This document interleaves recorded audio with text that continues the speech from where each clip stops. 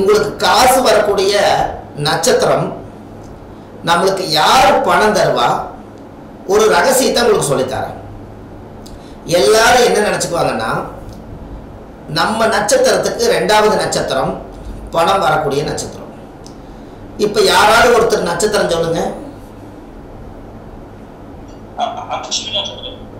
அனுச நட்சத்திரம். இந்த அனுச என்னங்கய்யா? சரி, அஸ்வினி நட்சத்திரம்னு வச்சுக்கோங்க. இந்த அஸ்வதி நட்சத்திரத்துக்கு பணம் வந்து தேடி கொண்டு வந்து கொடுக்கக்கூடிய நட்சத்திரம் 2வது நட்சத்திரம் பரணி. இந்த பரணி நட்சத்திரம் வந்து இதோட லோகோ என்ன? அடுப்பு. அப்போ அந்த காலத்துல இந்த கையில அக்குப்புள்ளி குத்தி வைப்பாங்க, 3 அடுப்பு கல்லு மாதிரி, பார்த்துருக்கீங்களா? அடுப்பு 3 அடுப்பு நீங்க குத்திடுறீங்க. அசுபதி நட்சத்திரத்துக்கு பரணி வந்து அடுப்பு. இந்த பரணி நட்சத்திரங்கிறது ரகசியம். அப்ப இந்த அடுப்புங்கிற நட்சத்திரத்துக்கு 3 அக்குப்புள்ளி குத்திருந்தா அசுபதி நட்சத்திரக்காருக்கு பணம் வருங்கிறது ஒரு ஐதீகம் உண்டு. கரெக்டுங்களா? சரி, இதுல ஒரு சூட்சமை என்னன்னா, 2வது நட்சத்திரம் பணம் வருங்கிறத இது அந்த காலத்துல முன்னோர்கள் எப்படி எடுத்தாங்கன்னா, காலச்சக்கரத்துக்கு அசுபதி நட்சத்திரத்திலிருந்து 27 நட்சத்திரத்துக்கு தாராபலன் சொன்னாங்க.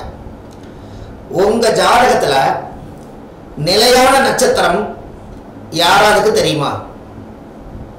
உங்களுக்கு நிலையான நட்சத்திரம் யாராருக்கு தெரியுமா? அவங்க ஒரு தொழில் ஆரம்பிச்சு கொடுத்தா நீங்க நிலையா இருப்பீங்க. ஒரு கல்யாணம் பண்ணி வச்சா அவங்க நிலைச்சு நிற்பாங்க. அது வந்து நிலையான நட்சத்திரம் யாராருக்கு தெரிஞ்சா சொல்லுங்க.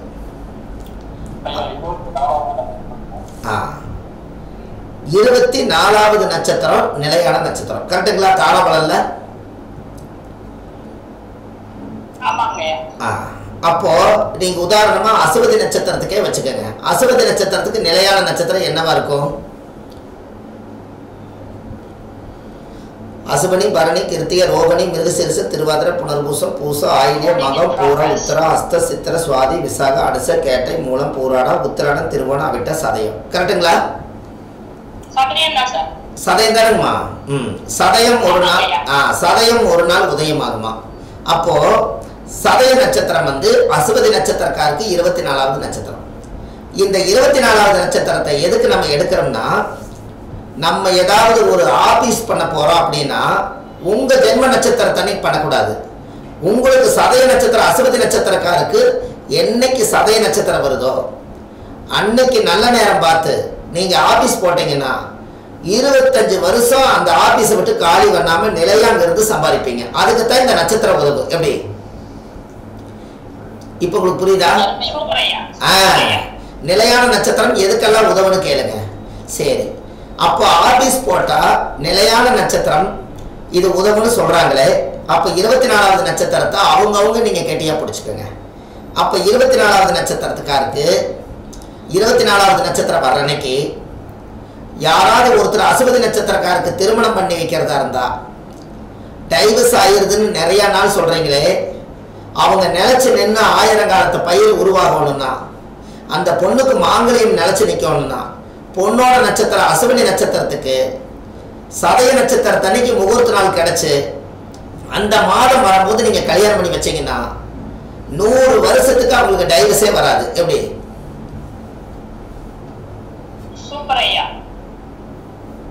இந்த ரகசியத்தெல்லாம் நீங்க எங்க போய் தேடுவீங்க? அப்போ ஒருத்தருடைய நீங்க யாராவது வந்து ஒரு பிராண்டான தொழில் பண்றாங்களான்னு பாருங்க. நான் 5 வருஷமா 20 வருஷமா நான் ஒரே இடத்துல தாங்க நான் தொழில் பண்றேன் அப்படின்னு யாராவது சொன்னாங்கன்னா அவங்க டேட் ஆஃப் பர்த் ஜாதகத்தை வாங்குங்க. அவங்க ஜாதகத்தை வாங்கி பார்த்தீங்கன்னா 20 வருஷமா ஒரே இடத்துல தொழில் பண்றாருன்னா கண்டிப்பா அந்த வாடகைக்கே அவர் குடியிருந்தாலும் கூட ஒன்று அவரோட ஜாதகத்துக்கு 24வது நட்சத்திரமா இருந்திருக்கும் அவர் ஆபீஸ் ஓபன் பண்ண போது. அப்படி இல்லைன்னா அந்த ஓனர் வீடு கொடுத்தவர் 24வது நட்சத்திரமா இருந்திருப்பாரு. இவருக்கு அவர் நிலையா இருக்கிறனால இவர் அங்க நிலையா இருக்காரு. எப்படி?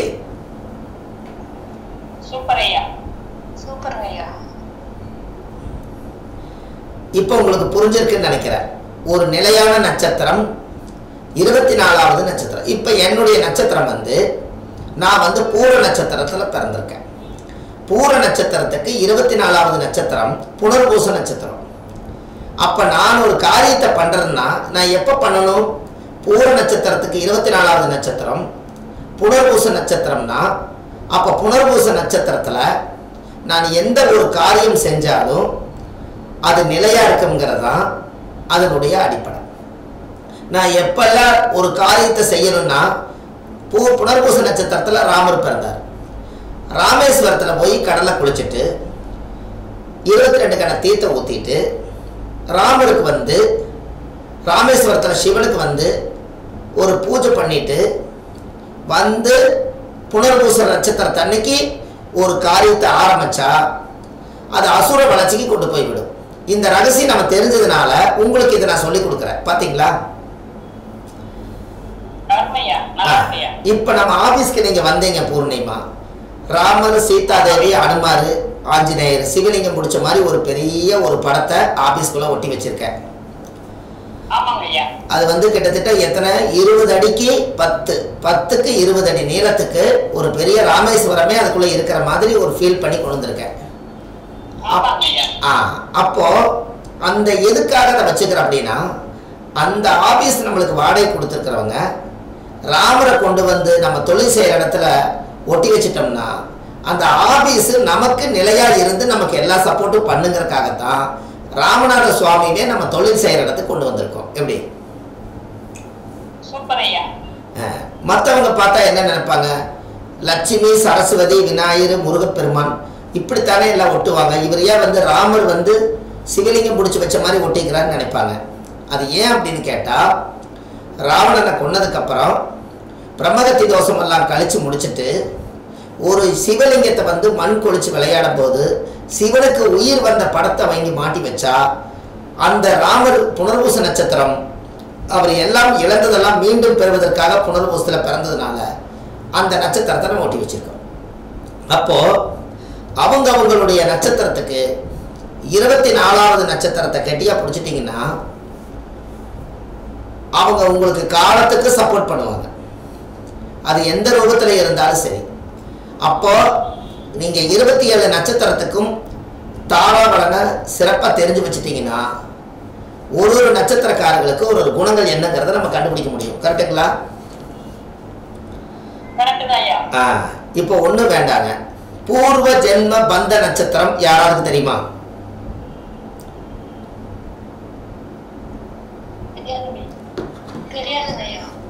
உங்களுடைய நட்சத்திரத்துக்கு 15வது நட்சத்திரம் தான் பூர்வ ஜென்ம பந்த நட்சத்திரம்.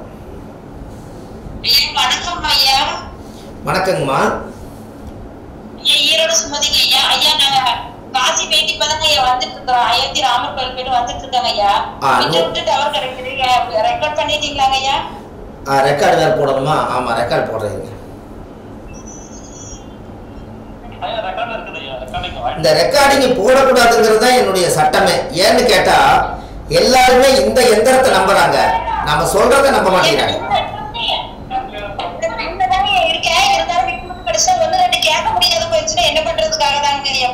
அதாங்கம்மா, இனிமேல் அந்த ரெக்கார்டிங் இல்லாத ஒரு கிளாஸ் நடத்தலான் இருக்கேன். அப்ப என்ன ஆகுன்னா படிக்கிறதுக்காக ஆர்வமா வருவாங்கல்ல.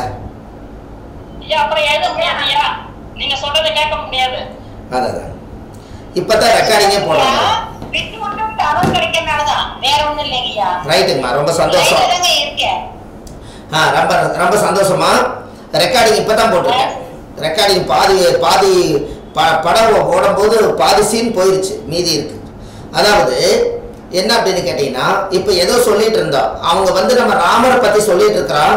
அவங்க ஈரோடு சுமதியுமா ராமர் கோயிலுக்கு போயிட்டு வந்துட்டு இருக்கிறாங்கிறாங்க. அப்ப அலைவரிசை கரெக்டா வேலை செய்யுதா? நிமித்த சகலம் எப்படி வேலை செய்யுது பாத்தீங்களா? அப்ப நம்ம ராமரை பத்தி உண்மையாலுமே நிலையான நட்சத்திரத்தை பத்தி பேசும்போது ஏன் அவங்க வந்து மதுரை மீனாட்சி கோயிலுக்கு வந்துட்டு இருக்குன்னு சொல்லிருக்கலாம்ல. சம்மந்தமே இல்லாம ஐயா லேட் ஆயிடுச்சுங்க ஐயா, நாங்க ராமர் கோயில் போயிட்டு வரக்கு லேட் ஆயிடுச்சு. நம்ம ராமரை பத்தி பேசிட்டு இருக்கிறோம், அவங்களுக்கு தெரியாது.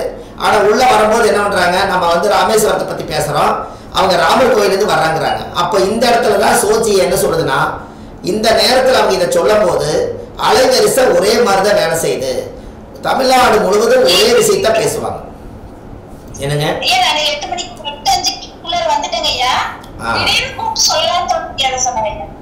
கரெக்ட். அப்போ இந்த ஜாதகத்துல அப்ப ராமருடைய படத்தை நீங்க வைக்கிற மாதிரி அவங்களுடைய நட்சத்திரத்துக்கு நிலையான நட்சத்திரம் அப்படி. இந்த பூர்வ ஜென்ம பந்த நட்சத்திரங்கிறது 15வது நட்சத்திரம். இப்போ உதாரணத்துக்கு இப்ப பூர நட்சத்திரத்துக்கு 15வது நட்சத்திரம் எது வரும்னு கேட்டீங்கன்னா, பூரத்துக்கு பூர 10, பூரத்துக்கு பூராடம் 10, அதுல இருந்து ஒரு 5 பூரட்டாதி நட்சத்திரம் வரும். அப்போ 15வது நட்சத்திரம் வந்து எனக்கு பூரட்டாதி நட்சத்திரமா வருது. இது எந்த நட்சத்திரங்க? பூர்வ ஜென்ம பந்த நட்சத்திரம்.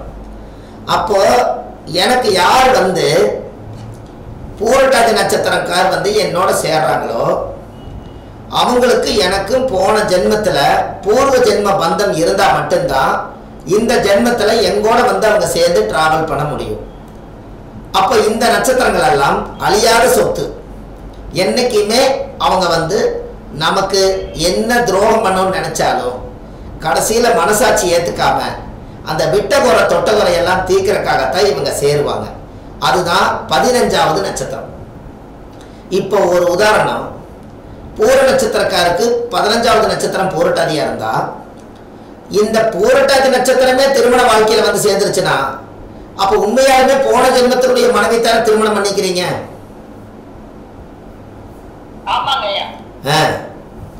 இங்க மட்டும்தான் பூர்வ ஜென்ம பந்தத்தை நீங்க எடுக்க முடியும். அப்ப 15வது நட்சத்திரம் பூர்வ ஜென்ம பந்த நட்சத்திரம். இப்ப நீங்க கணக்கு போட்டுங்க, நீங்களே விரல விடுங்க. உங்க நட்சத்திரத்துக்கு 15வது நட்சத்திரம் எடுங்க. எப்பவுமே ஜென்மம் 1ன்னு எடுங்க. ஜென்மம் 1ன்னு எடுங்க.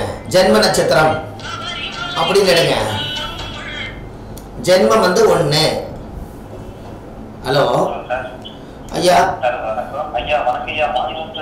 ஐயா ஒரு கிளாஸ் எடுத்துட்டு இருக்கிறேங்க ஐயா. இந்த போன்ல தான் எடுத்துட்டு இருக்கிறேங்க ஐயா. நான் நாளைக்கு பேசுறேங்க ஐயா உங்ககிட்ட.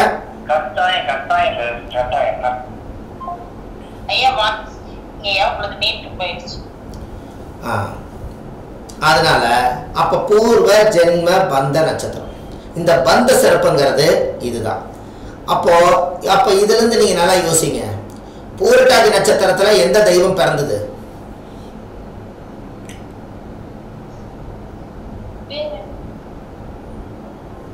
குபேரன் பிறந்தார். குபேரனோட வீடு வந்து இப்ப எந்த வீடுன்னு சொல்லுங்க.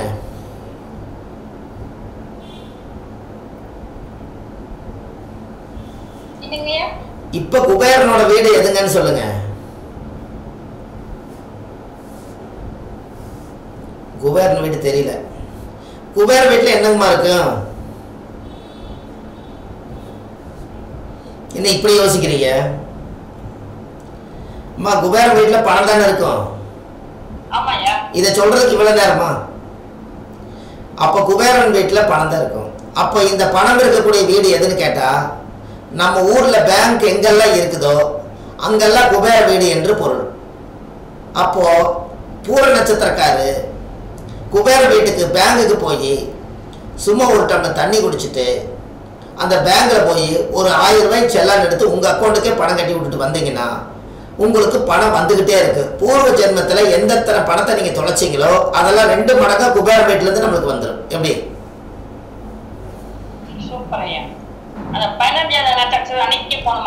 ஆமா, 15வது நட்சத்திரம் அன்னைக்கு குபேரனுடைய நட்சத்திரம். உங்களுடைய நட்சத்திரத்துக்கு குபேர நட்சத்திரம் 15.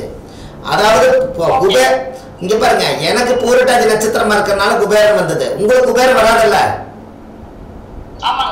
யாருக்கு வரும்னு கேட்டீங்கன்னா, சதய நட்சத்திரக்காருக்கு தான் 2வது நட்சத்திரம் பூரட்டாதியே வரும். அப்ப சதய நட்சத்திரக்கார டெய்லி பேங்க் போயிட்டு வர சொன்னீங்கன்னா குபேர வீட்டுக்கு போயிட்டு வர மாதிரி பணம் வருமலங்கன்னு.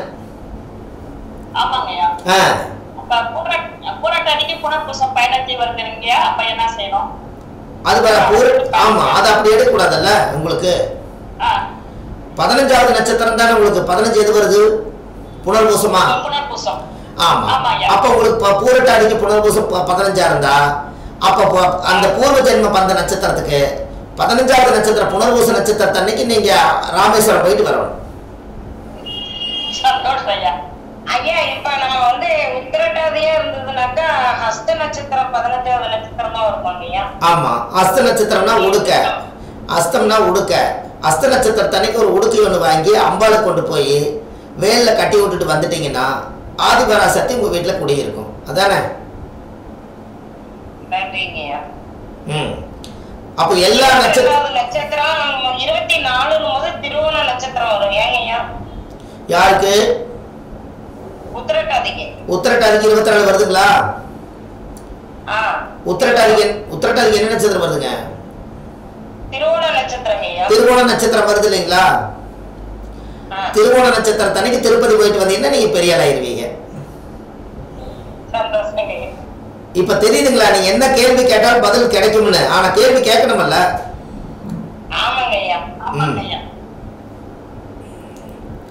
புரிஞ்சுதுங்களா? என்னங்க? விசாக நட்சத்திரத்துக்கு 27 என்ன சொல்ல வரீங்க? 24. விசாகத்துக்கு திருச்செந்தூர் முருகன் தானம்மா?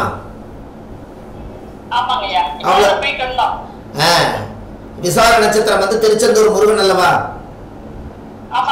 விசாகத்துல யார் பிறந்தாங்க? அப்ப திருச்செந்தூர் முருகன் தானே பிறந்தாரு. அப்ப கரெக்ட் தானேங்கம்மா? அப்போ கேட்ட நட்சத்திரத்துக்கு 24 இல்ல நீங்க ஃபர்ஸ்ட் 24 கேட்டியா புடிங்க. உங்களுக்கு நிலையான நட்சத்திரம் யாராவது கிடைக்கணுமா? இத்தனை காலமா உங்களுக்கு இது யோசிக்காம இருந்துக்கிறீங்கல்ல அம்மா. அந்த நிலையான நட்சத்திரம் என்னன்னு கேளுங்க. நீங்க யாராவதுக்கு வந்து ஏதாவது ஒரு குழந்தைக்கு உடம்பு சரியில்லைன்னா 24வது நட்சத்திரத்தன்னைக்கு திருநூறு 1 கிலோ வாங்கிட்டு போய் கையில நல்லா ஒரு ஓம்ங்கிற மாதிரி ஒரு 108 தடவை இப்படி சுத்துன்னு சுத்தி உங்க உடம்புல இருந்து வரக்கூடிய சக்தி எல்லாம் அந்த ஜீவகாந்தம் எல்லாம் திருநூறுல போட்டு நல்லா ஒரு உங்களுடைய ஓம் நமச்சிவாயா, ஓம் சக்தி, ஓம் ஆதிபரா சக்தி, ஓம் நமச்சிவாயா இப்படி எல்லாம் சொல்லி அந்த 1 கிலோ திருநூறுல நல்லா பூஜை பண்ணி சாமி கும்பிட்டு நல்ல 24வது நட்சத்திரம் தன்னைக்கு அதுக்கு ஒரு தேங்காவில் உடைச்சு வச்சு சாமி கும்பிட்டு தீபாரதனை காமிச்சு அந்த திருநூறை எடுத்து நீங்க ஒரு மரப்பெட்டியில போட்டு வச்சுட்டு ஒரு குழந்தைக்கு உடம்பு சரியில்லைன்னா சாமி கும்பிட்டு அந்த திருநூறு எடுத்து நெத்தியில பூசி விட்டு உங்க வாயிலிருந்து ஒரு வலது காதுல ஊதி விட்டீங்கன்னா அந்த குழந்தைய நீங்க ஆஸ்பத்திரி எடுத்துட்டு போகணுங்கிற அவசியமே கிடையாது. எப்படி?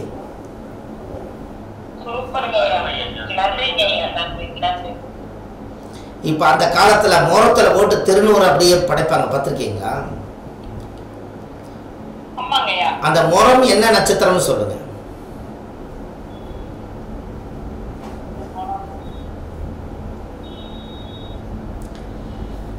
முறம் என்ன நட்சத்திரம்?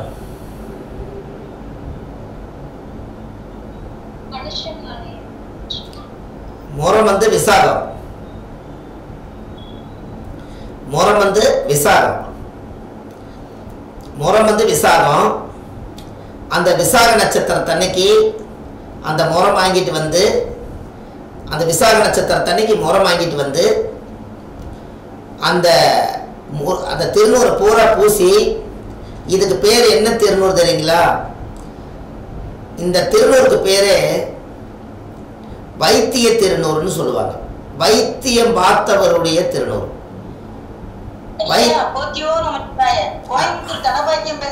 அம்மா வாங்கம்மா. வணக்கம். வணக்கம்மா.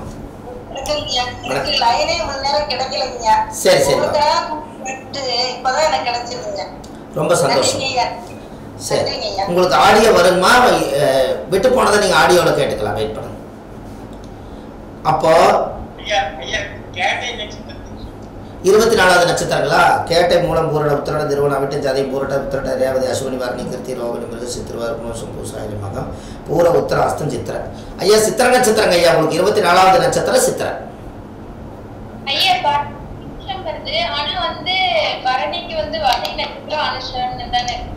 எப்படி எப்படி எப்படிங்கம்மா?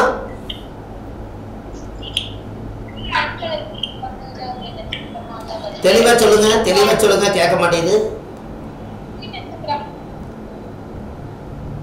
அம்மா என்ன சொல்றாங்கன்னு கேட்டு சொல்லுங்க.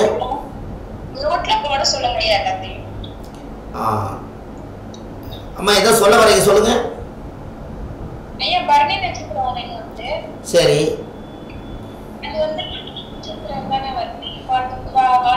நட்சத்திரம்னு சொல்றாங்கல்ல பரணிக்கு அனுஷம். இல்ல நீங்க என்ன கேக்குறீங்க? பதவி நம்மளுக்கு இப்ப தேவையில்லை. 24வது நட்சத்திரம் வந்து நட்பு பூர்வ ஜென்ம 24வது நட்சத்திரம் நிலையான நட்சத்திரத்தான சொல்றோம். உங்களுக்கு தெரியுமா? 24வது நட்சத்திரம் வந்து பரணி நட்சத்திரமா? நீங்க பரணி நட்சத்திரத்துக்கு 24வது நட்சத்திரம் கணக்கு போடுங்க. பரணி, கிருத்தி, ரோகிணி, மிருகசீரிஷம், திருவாதிரை, புனர்பூசம், பூசம், ஐடியம், மகம், பூர, உத்தர, அஸ்தம், சித்திர, சுவாதி, விசாக, கேட்டை, மூலம், போராட, உத்திராடம், திருவோணம், அவிட்டம், ஜதயம், பூரட்டாதி. பூரட்டாதி நட்சத்திரம் தான் 24வது நட்சத்திரம். அப்ப 24வது நட்சத்திரம் பரணி நட்சத்திரக்காரர்களுக்கு 24வது நட்சத்திரத்தன்னைக்கு ஒரு ஆபீஸ் ஓபன் பண்ணாலோ, ஒரு தொழில் பண்ணாலோ, ஏதாவது ஒரு கோயிலுக்கு போனாலோ, இல்லை நீங்கள் ஏதாவது பணங்காசு ஏதாவது சேகரித்து வச்சாலோ, செய்கிற தொழில் ஏதாவது லாபங்கள் வரணும்னு நினைக்கிறாலோ, இதெல்லாம் நிலையாக இருக்கணும்னா பூரட்டாதி நட்சத்திரத்தன்னைக்கு நீங்கள் போய் ஒரு தொழில் ஆஃபீஸ் ஓப்பன் பண்ணிங்கன்னா அது என்றைக்குமே காலத்துக்கு அழியாத சொத்தாக இருக்கும். யாரெல்லாம் நிலையாக நான் இருக்கேன்னுங்க, இங்கே தாங்க 10 வருஷம் 20 வருஷம் இருக்கேன் அப்படின்னா அது 24வது நட்சத்திரத்தினுடைய கனெக்டிவிட்டி இல்லாமல் இருக்க முடியாது. அப்போ பஞ்சாங்கம் படிக்கிறவங்க, பஞ்சாங்கம் புதுசா படிக்கிறவங்க, ஒரு ஜோதிடத்துல புதுசா ஜோசியத்துக்கு வரணும்னு நினைக்கிறவங்க பஞ்சாங்கம் என்ன நட்சத்திரத்தன்னைக்கு வாங்கணும்? அப்போ 24வது நட்சத்திரம் என்னைக்கு வருதோ அன்னைக்கு பஞ்சாங்கம் வாங்கினாங்கன்னா ஆயுள் முழுவதும் அவங்க ஜோசியம் பார்த்துட்டு சாகர காலத்து வரைக்கும் ஜோசியமே வாழ்க்கையை நினைச்சிட்டு போயிடுவாங்க. இதுதான் முன்னோர்கள் பார்த்து வாங்கியிருக்காங்க. எப்படி முன்னோர்கள் எப்படி வாங்கினாங்க? சித்திரக்கனி 1ஆம் தேதி அன்னைக்கு பஞ்சாங்கம் வச்சு படைச்சு தேங்காய் உடைச்சு சாமி கும்பிட்டு பழம் பூவு எல்லாத்தையும் தானம் கொடுப்பாங்க. அப்ப 24வது நட்சத்திரம் தன்னைக்கு 24க்கு ஒரு மிகப்பெரிய சிறப்பு உண்டு. அது என்னன்னு சொல்லுங்க பார்ப்போம். 21க்கு சிறப்பு இருக்குதுங்கிற, 24க்கு ஒரு மிகப்பெரிய சிறப்பு உண்டு. என்னன்னு சொல்லுங்க. 24வது நட்சத்திரம் அசுபனிக்கு என்ன நட்சத்திரம் வருதுன்னு சொல்லுங்க. அசுபனி நட்சத்திரத்துக்கு 24வது நட்சத்திரம் ஏன் அப்படின்னா கேதுல ஆரம்பிச்சு ராகுல முடியுது. தலையும் வாழும். ராகுல சம்பாரிச்சவங்க கேதுல விட்டுருவாங்க, கேதுல சம்பாரிச்சவங்க ராகுல விட்டுருவாங்க. இது தலைவிதி. இதுதான் அத பாயிண்ட். எப்படி இப்ப உங்களுக்கு புரியுதா? ராகு திசையில நான் நல்லா சம்பாரிச்சுங்கன்னு சொன்னா நான் 1/2 மணி நேரம் சிரிச்சா இந்த உலகத்துல 1/2 மணி நேரம் அழுகணுங்கிறது விதி.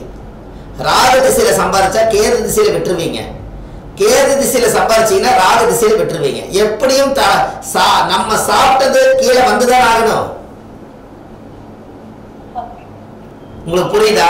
அப்போ காலம் முற்காலம் என்னைக்குமே காலம் நம்மளோட பாலும் போது ராகு திசையில நான் சூப்பரா இருந்தேன் பாரு. அடுத்தது குரு திசை, அதுக்கு அடுத்தது குருக்கு அடுத்து சனி திசை, அதுக்கு அடுத்து புதன் திசை, அதுக்கு அடுத்து கேது திசை. இந்த 5ஆம் திசை வரைக்கும் ஒரு மனிதனுக்கு எல்லா யோகத்தை கொடுத்தாலும் அந்த கேது திசை வரும்போது அவருக்கு எல்லா நெருக்கடியும் கொடுத்து ஏதோ ஒரு பொருள் மேல ஆசைப்பட்டு ஒரு ஃபேக்டரி வாங்கி ஒரு 1000 பேர்த்துக்கு ஒரு தொழில் பண்ணி கடைசியில் லாஸ் ஆகி போச்சுங்க. 5 திசையில சம்பாரிச்ச காசெல்லாம் இந்த கேது 7 வருஷத்துக்குள்ள என்ன அழிச்சு போடுச்சுங்கன்னு நம்ம கிட்ட ஜாதகம் பார்க்க வருவாங்க. அப்போ அழிஞ்சு போச்சுன்னு கே திசையை சொல்லும் போது அப்படியே ஸ்டெப்பா கணக்கு போட்டு ராகு திசையில நீங்க நல்லா இருந்தீங்கன்னு கேளுங்க, சூப்பரா இருந்தேன்னு சொல்லுவாங்க. எப்படி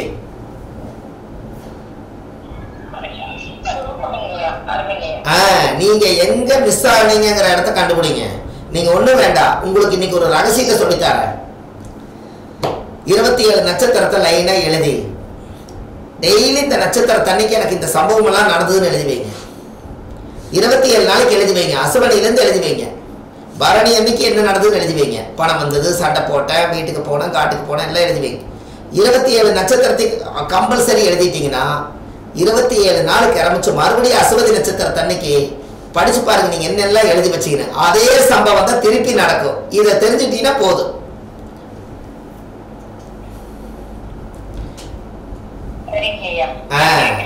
நீங்க நட்சத்திரத்தை செக் பண்ணணும்னா கிரகங்களும் நட்சத்திரங்களும் மாறுவதில்லை, மனிதர்கள் மட்டும்தான் மாறுறாங்க. அதோட வேலையை அது கரெக்டா அந்த டைய உங்களுக்கு கரெக்டா சந்திராஷ்டம் வந்தா மட்டும் சண்டை வருதுங்க, மன உளைச்சல் வருது, என்னால தாக்குப்பிடிக்கவே முடியலைங்க, நீங்க சந்திராஷ்டமம் தேவையில்லாத பிரச்சனையெல்லாம் என்கிட்ட வந்து சண்டை கட்டி போனாங்கன்னு சொல்றீங்கல்ல.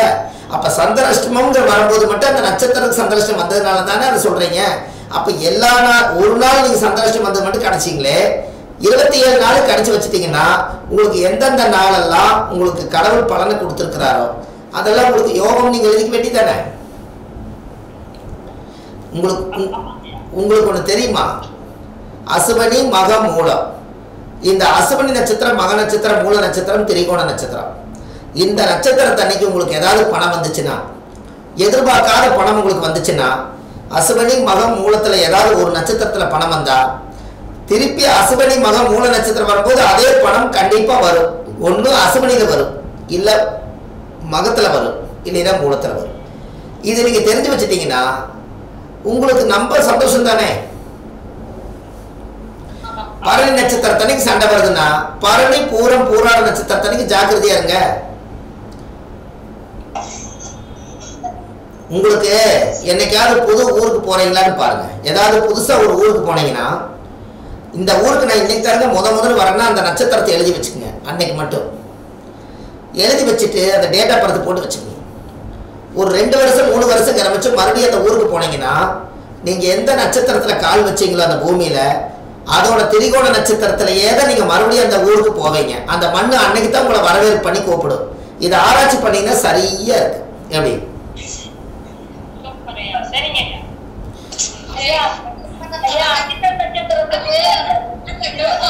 நட்சத்திரம் மூல நட்சத்திரமா வருது, 15வது நட்சத்திரம் மகம் நட்சத்திரமா வருது. அவ்வளவுதாங்க. பூர்வ ஜென்ம பந்தமும் நிலையானதும் ஆஞ்சநேயர் தான். மீட்ல போடுங்கம்மா, மீட்ல போடுங்க. அப்போ அப்போ உங்க ஜாதகத்துல இனிமேல் நீங்க இந்த விவரமெல்லாம் நீங்க தெரிஞ்சுக்கிட்டீங்கன்னா நீங்க ஜோசியத்திலேயே வந்து ரொம்ப சிறப்பா இருக்கலாம் இல்லையா?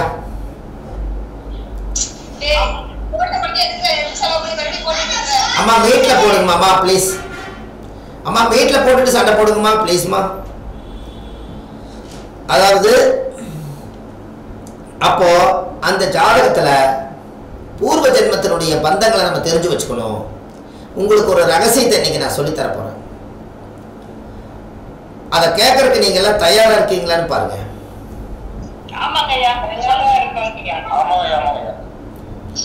32 பேர் வந்துட்டாங்க. எல்லாம் லேட் ஆகி வந்தாங்க. இப்பதான் 32 பேர் வந்திருக்காங்க. அதாவது பாருங்க, ஒரு திருமண பொருத்தம் பார்க்கும்போது, நான் திருமண பொருத்தம் பார்க்கறது இல்ல, ஒரு ஜாதகத்தில் நீங்க திருமண பொருத்தம் பார்க்கும்போது இந்த உறவுகளை எல்லாம் ஆதி காலத்துல முன்னோர்கள் எப்படி இதை வந்து பிரிச்சு வச்சிருக்காங்கிறத நீங்க நல்லா தெரிஞ்சுக்க போறீங்க இன்னைக்கு இந்த வீடியோவில். அதாவது திருமண பொருத்தம் பார்க்கும்போது நீங்க எல்லாமே சொல்லுங்க, சூரியனா அப்பா அதானே,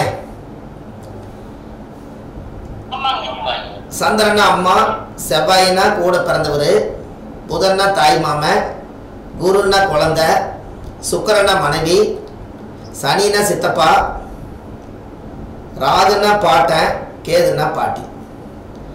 இது வந்து ஒரு கல்யாணம் மாப்பிள்ளை பார்க்க போகும்போது உண்மையாலுமே நிச்சயதார்த்தம் பண்ணி ஒரு பொண்ணை கல்யாணம் பண்றதா இருந்தா இந்த 9 பேரும் அந்த வீட்டுக்கு வருவாங்கல்ல,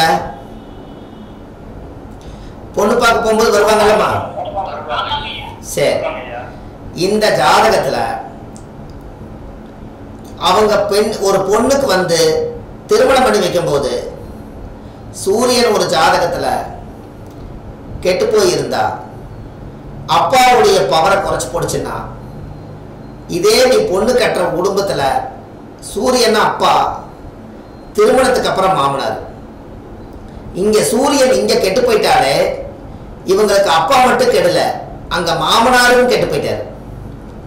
இங்க சந்திரன் அம்மா, அம்மாவோட பலகீனம் ஆயிடுச்சுன்னா அங்க மாமியாரும் பலகீனம் ஆயிடும். இங்க செவ்வாய் சகோதரர் ஸ்தானம் கெட்டு போச்சுன்னா இங்க மச்சனும் கெட்டு போயிடுவாரு.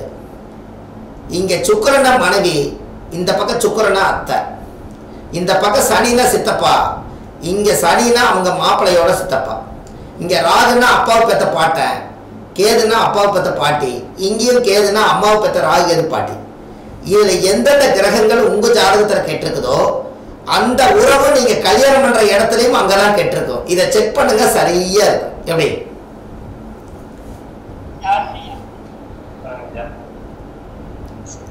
சார் இப்போ எனக்கு ஜாதகத்தில் எனக்கு சூரியன் எனக்கு லக்கணத்துக்கு 6ல் சூரியன் மறைஞ்சிட்டார், இருந்தாலும் உச்சமாக இருக்கார்.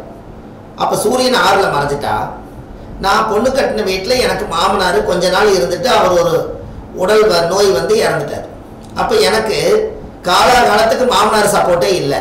அதுக்கு என்னோட ஜாதகத்தில் சூரியன் அப்பா இல்லாதனால எனக்கு வாழ்க்கை எங்க அமையுதுன்னா எனக்கு மாமனார் பலகீனமான வீட்டில் தான் அமையுதுங்கன்னு சொல்ல வர. இப்ப புரிஞ்சுதா? அப்ப சந்திரன் எனக்கு நல்ல பலமா இருந்தா என்னுடைய தாய் இங்க நல்லா இருக்காங்கன்னா அங்க மாமியாவும் நல்லா இருக்காங்கன்னு அர்த்தம். இதை வச்சுதான் ஒரு ஜாதகத்துல நான் கல்யாணம் பண்ற இடத்துல யாரெல்லாம் பலகீனமா இருப்பாங்க, யாரெல்லாம் எனக்கு உதவியா இருப்பாங்கிறது உங்க ஜாதகத்துல இருக்கக்கூடிய கிரகங்கள் எல்லாம் சம்பந்தி பொருத்தம் பார்த்தீங்கன்னா கரெக்டா இருக்குன்னு சொல்ல வர. இப்ப புரியுதா?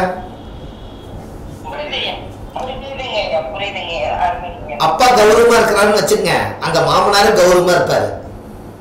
இங்க அம்மா ஆதிக்கம் பண்ணுது, போட்டு எல்லாத்தையும் மறுத்தெடுக்குது, தாட் போட்டுன்னு சண்டை கட்டுது, ரொம்ப விரத்தியா இருக்குது, போல்டா இருக்குது, எல்லாத்தையும் மிரட்டிட்டு இருக்குதுன்னா உங்களுக்கு அங்க மாமியாவும் அங்க போட்டு எல்லாம் மிரட்டிட்டு இருக்கு. இங்க திருமணத்துக்கு முன் தாய் அம்மா, அங்க திருமணத்துக்கு பின் அங்க மாமியார் தான். ஏன் அப்படின்னா வாங்க மருமகனேன்னு தானே அந்த வீட்டுக்கு கூப்பிடுறாங்க. அப்படின்னு என்ன, அந்த வீட்டுக்கு அந்த பொண்ணை வச்சுக்கிட்டு நீங்க ஒரு மகன் மறுபடியும் அந்த வீட்டுக்கு போய் கால் எடுத்து வைக்கிறாரு. அதனால வாங்க மருமகனேன்னு கூப்பிடுறாரு. மறுபடியும் ஒரு மகன் என் வீட்டுக்கு எக்ஸ்ட்ரா வந்துட்டாங்கிறத பேர் தான் மருமகன். அதனால அந்த வீட்டுக்கும் தாய் தந்தை ஆயிட்டாருன்னு சொல்ல வர. எப்படி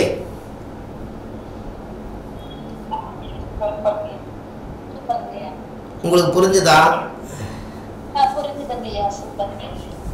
இதுதான் உறவு முறைகள். அப்ப நீங்க உங்க ஜாதகத்தை வச்சு இதுலயே நீங்க அத்தை வந்து எனக்கு என் ஜாதகத்துல சுக்கிரன் ஆட்சியா இருக்குது. அப்போ சுக்கிரன் ஆட்சியா இருந்தா மனைவி ரொம்ப ஸ்ட்ராங்கா இருக்காங்க. அப்ப என்னுடைய அத்தை வழியில என்னுடைய அம்மாவோட தம்பியோட சம்சாரம் வந்து அத்தை, இவங்க எப்படி ஸ்ட்ராங்கா இருக்கிறாங்களோ அதே மாதிரிதான் அந்த அம்மாவும் ஸ்ட்ராங்கா இருக்காங்க. அவங்ககிட்ட எதிர்த்து பேச முடியாது, அப்ப இவங்ககிட்ட எதிர்த்து பேச முடியாது. இந்த ரெண்டு உறவும் கரெக்டா கனெக்ட் ஆகுது. எப்படி உறவு பிரிச்சிருக்குன்னு பாருங்க.